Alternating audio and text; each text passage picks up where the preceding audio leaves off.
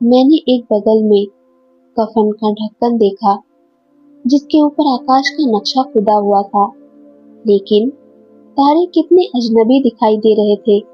ज्योतिष में मेरे अध्ययन ने मुझे रात के आकाश के दिखने वाले तारों से पूरी तरह परिचित करा दिया था, लेकिन ये पूरी तरह से अलग थे।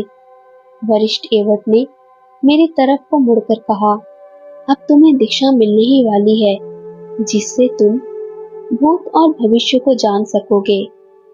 तनाव बहुत ज्यादा होगा, इससे कई लोग मर चुके हैं और कई लोग असफल हो चुके हैं, लेकिन यहाँ से कोई भी आदमी जिंदा नहीं जाता जब तक कि वह सफल ना हो जाए। क्या तुम तैयार हो और इच्छुक हो? मैंने उत्तर दिया कि हाँ, मैं तैयार हूँ। वे मुझे दोनों कफनों के बीच में एक पत्थर की तरफ को ले गए, जहाँ मैं उनके निर्देशों पर अपने पैरों को मोड़कर पद्मासन की मुद्रा में बैठा। रीढ़ की हड्डी सीधी और हथेलियां ऊपर की ओर दिखती हुई। 4 अगरबत्तियां जलाई गई, हर कफन के लिए एक और एक मेरे पत्थर के लिए।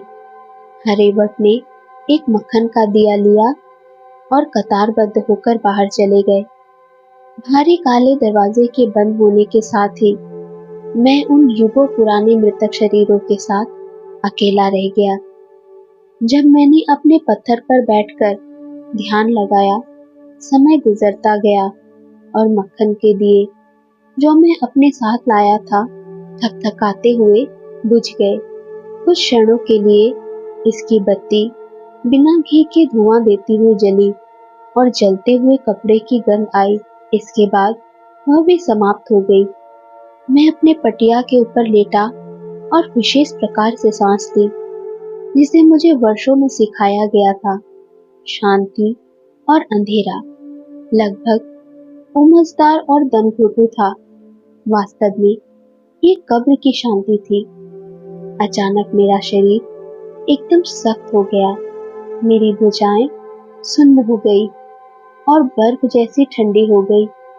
मुझे ऐसा लगा कि मैं इस पुरानी कब्र में, जो सूरज की रोशनी से लगभग 400 फुट नीचे है, मर रहा हूँ। मेरे अंदर एक जोर की कपकपी पैदा हुई और एक अनजान चटकन, टूटन की, न सुनाई देने वाली थाप, मानो कि पुराना चमड़ा खोला जा रहा हो, अनुभव हुई। कब्र धीमे धीमे एक ऊंचे पहाड़ी दर्रे पर पड़ने वाली चांदनी की तरह हल्के नीले रंग की रोशनी से भर गई। मैंने कंपन जैसा महसूस किया। एक क्षण के लिए उठना और गिरना। मैं यह कल्पना कर सका कि मैं एक पतंग के अंदर हूँ जो रस्से के एक सिरे के ऊपर उछल और दब रही है। चेतना ने भोर के प्रकाश की तरह बताया कि मैं अपने हाड़ मांस की काया से ऊपर तैर रहा हूँ। चेतना में गति आई। धुएं के बादल की तरह से मैं एक बिना महसूस की हुई हवा की तरह से बह गया।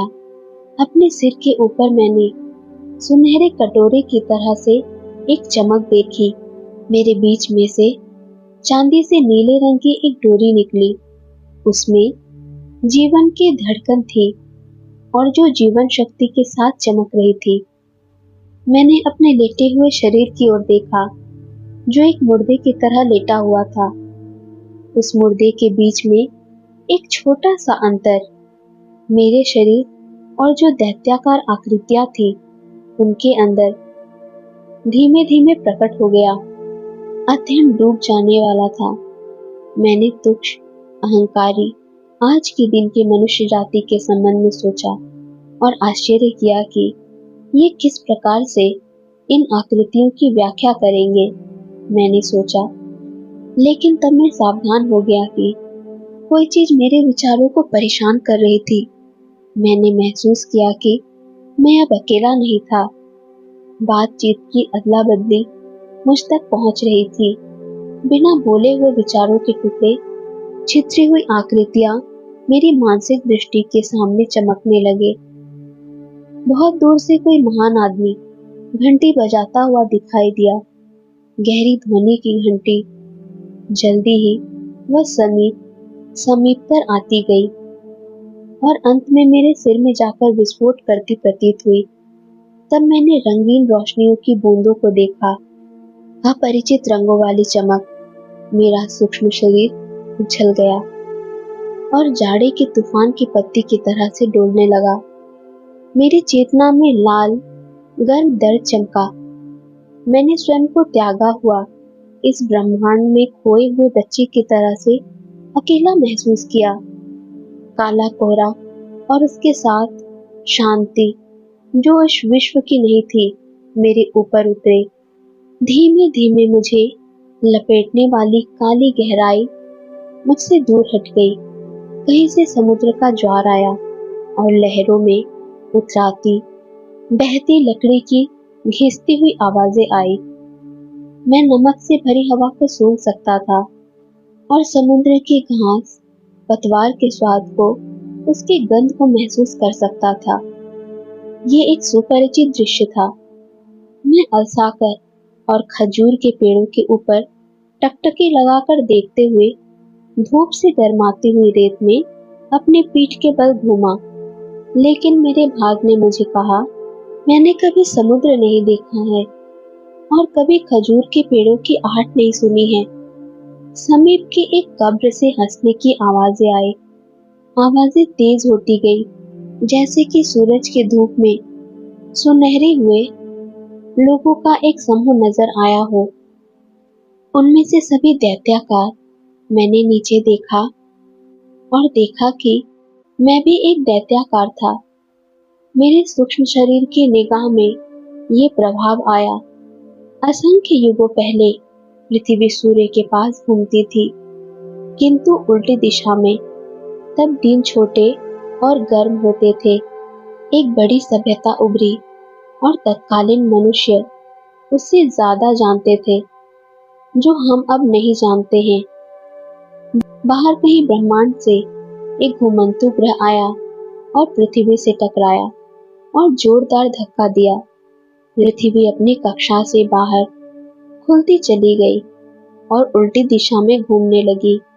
हवाएं उठी और पानी को, जो विभिन्न गुरुत्वाकर्षणीय प्रभावों के कारण जमीन पर ढेर जैसा बनकर उठ गया था, और बाढ़ आ गई थी। सभी जगह केवल बाढ़ ही बाढ़। भूकंपों ने दुनिया को हिला दिया। एक स्थान पर जमीन समुद्र के नीचे डूब गई और दूसरी जगह पर उठ गई। तिब्बत जो कभी गर्म और सुखद भूमि था, अब उसका समुद्र के किनारे होना समाप्त हो गया और समुद्र तल से लगभग 12,000 फुट की ऊंचाई पर उठ गया। जमीन के आसपास भारी भारी पहाड़, लावा, उगलते हुए ज्वालामुखी प्रकट हुए। ऊंचे स्थानों पर सतह के दरारों पर गई और उस समय से बहुत आगे वनस्पति और शैवाल जीवन प्रारंभ हो गया।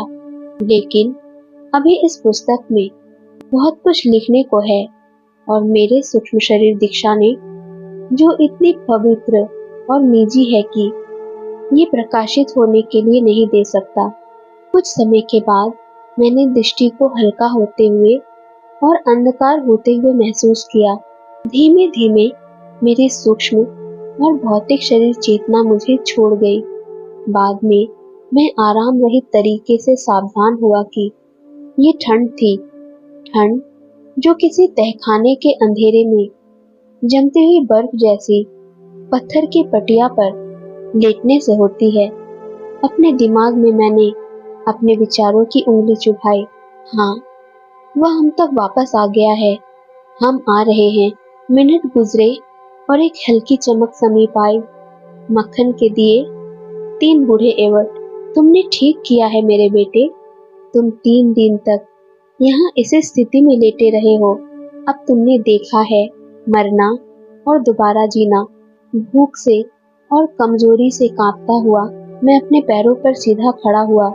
कभी न भूलने वाले चेम्बर के बाहर और ठंड, दूसरे रास्ते की भी ठंड। मैं बेहोश हो गया। भूख से और जो मैंने देखा था और अनुभव किया था, उससे उबर गया। मैंने अपना खाना खाया और पानी पिया। उस रात को जब मैं सोने के लिए लेटा तब मुझे पता लगा कि मुझे शीघ्र ही तिब्बत छोड़ना पड़ेगा और जैसा पहले बताया गया है दूसरे अनजान विदेशी राष्ट्रों में जाना पड़ेगा। लेकिन अब मैं कह सकता हूँ कि जितना मैंने पहले सोचा था वे उससे कहीं ज्यादा अनजान हैं।